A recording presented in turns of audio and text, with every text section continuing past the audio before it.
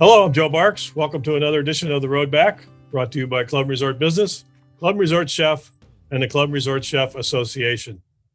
Today's episode of The Road Back is brought to you by Technogym. Technogym, known all over the world as the wellness company, offers fitness products for the club industry, including cable station gyms, exercise bikes, fitness accessories, gym benches, gym stretching equipment, professional rowers, selectorized machines, stair climbers, treadmills, and much more. Technogym's goal is to make wellness accessible to everyone, everywhere, regardless of age. This is why the Technogym logo is synonymous with wellness worldwide. To learn more about Technogym and the My Wellness app, visit technogym.com. At the end of last year, Club Resort Business conducted a survey of capital expenditure plans in the club industry, and the results were very encouraging, showing how many clubs have not let the pandemic slow their plans for continuing to improve and expand their facilities and add to the amenities and services they see as essential for maximizing the appeal and value for both current and future members. One of the most impressive examples of this comes from Naples, Florida, where Wyndemere Country Club has continued to move forward with its $21 million Project 2020 that was approved by its membership in the first quarter of last year. For today's fresh insight into how clubs are continuing to meet the challenges of the pandemic and moving forward with innovative ideas and projects, we're joined today by Wyndemere's Chief Executive Officer, Ryan Cozzetto, and the club's president, Ron Drapeau, to learn more about the project and how it is being implemented.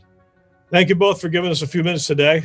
Ryan, maybe you could start by giving us a quick overview of Windemere's history and its profile, and also what was behind the creation of the plan for Project 2020, which I understand dates back to 2018. That is correct. Thank you again, Joe, for the opportunity. Wyndemere Country Club, we're located in Naples, Florida, just 15 minutes from the Gulf. Private gated community, 27 holes of championship golf, as well as an array of other amenities. This project, WCC Project 2020, started actually in December of 2018. We were just at the tail end of complete revision of the strategic plan, and we took a look at all areas of the club and decided that it was time to complete a facilities master plan. We had just finished back in 2017 renovating all of our tennis facilities as well as the 27 holes of golf. But we really needed to step back and take a look at the entire campus and focus on what we needed to do to continue to make improvements in the future. The initiative was basically to complete a whole new facilities master plan that covered the next 5 years. It was going to be completed in 3 different phases, and WCC Project 2020 is phase 1. I can't tell you how many town hall meetings, focus groups, member surveys that we put out and took feedback from the membership. This plan has truly been driven by the membership and multiple renditions, but we are excited to put a shovel in the ground in April. And again, we're looking forward to the membership's reaction when we're done in January of 2022. So when you first presented that first phase of the membership, I hear it was February 2020, and then you got the approval a month later. Was the pandemic a factor at that point? The final presentation of the first phase of the facilities master plan was in February and was our second presentation after incorporating changes suggested by membership in November after multiple town hall meetings. The pandemic became a factor in March when we took the project forward for a vote. Basically, a minority of members thought we should delay the project until we knew more about the virus. We knew it was important to maintain course and move forward with the planning phases while also keeping a close eye on the effects of the pandemic. We had financing options to continue as planned or delay construction 1 year. The board agreed to move forward and evaluate all areas on a monthly basis. The final decision to move forward with construction this April was unanimously approved by the board in October. We maintained the course and are now in the best possible position to move forward with a project of this magnitude. New membership sales and inquiries have never been stronger.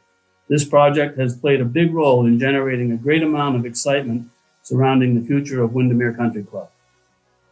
I know you just had a ribbon cutting for a new croquet lawn, which is sort of the first step, I guess, in this. I hear there's been a lot of growing interest in that sport among your membership, along with pickleball and bocce.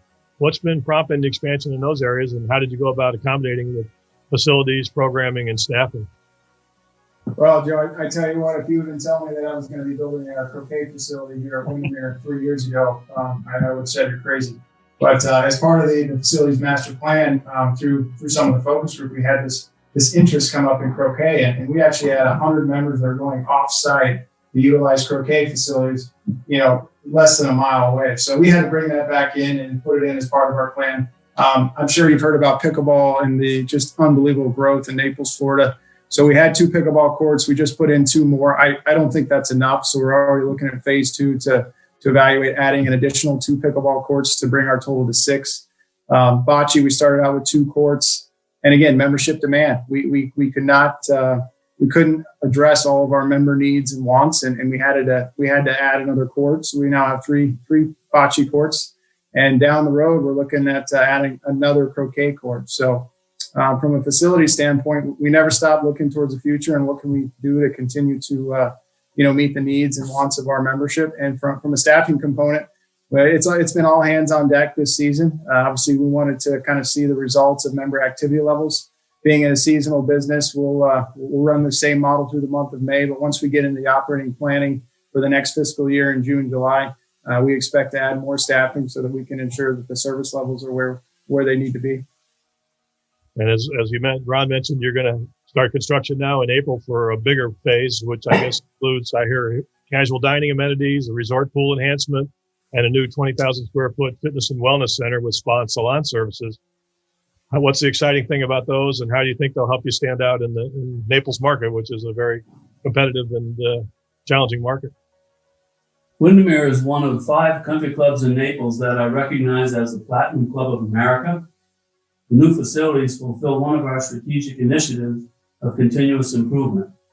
Naples, as you said, is one of the most competitive markets in the country. We have to focus on continuous improvement and strategic planning objectives every year. At the completion of our Project 2020, Wyndemere will be recognized as one of the premier clubs in the area and further distance itself from the competition. So you're pretty well into a new season now. Have you had to make some adjustments as you proceed with these improvement plans and construction and just in your general operations? Are you still operating with some restrictions as the pandemic lingers? Sure. Well, Joe, one thing that the board and I did at the planning phase was back in July. We went in with an operating plan supported with the necessary resources to be as safe as possible to take care of our members and staff. So we've had restricted access for guests. We're just now to the point where we're comfortable allowing family-related guests throughout usage of our facilities. We foresee that continuing through the remainder of the fiscal year, which is August 31st.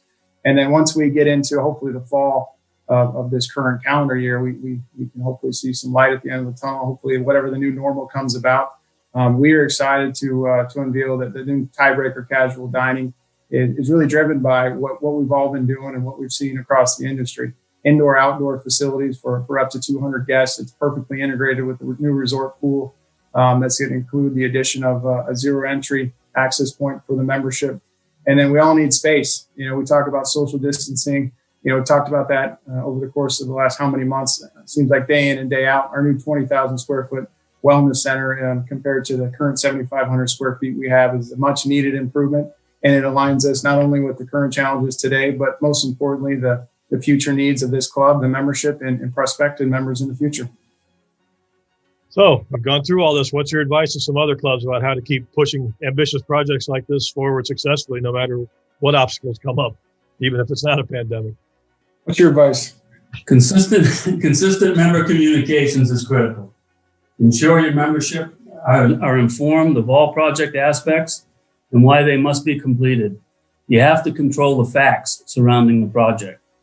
Our approach was to ensure the facilities plan was member-driven, not a top-down plan from the board.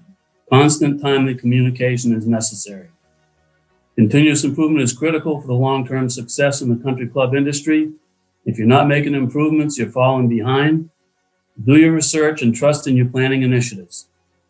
Did you set up special task force or committees or project management teams for this? Absolutely. I am a big fan of surrounding yourself with talented individuals, and we have plenty within this membership.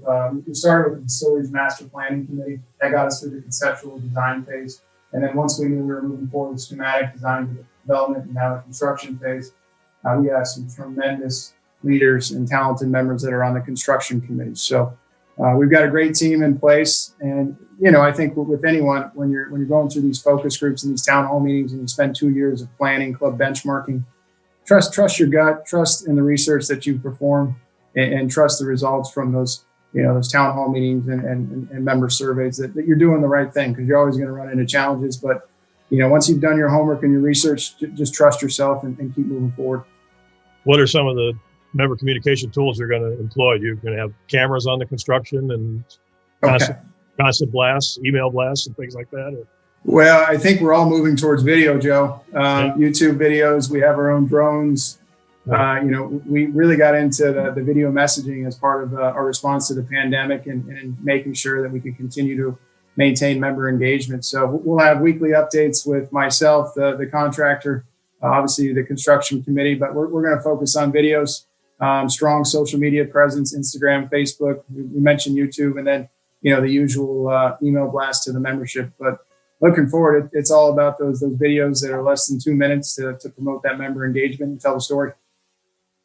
Well, we hope to get down to see it in person sometime soon. But in the meantime, we appreciate you getting on video with us here today and filling us in on this impressive project. And we'll look forward to hearing about Wyndemere's continued success with it as 2021 unfolds. Thanks for your time today.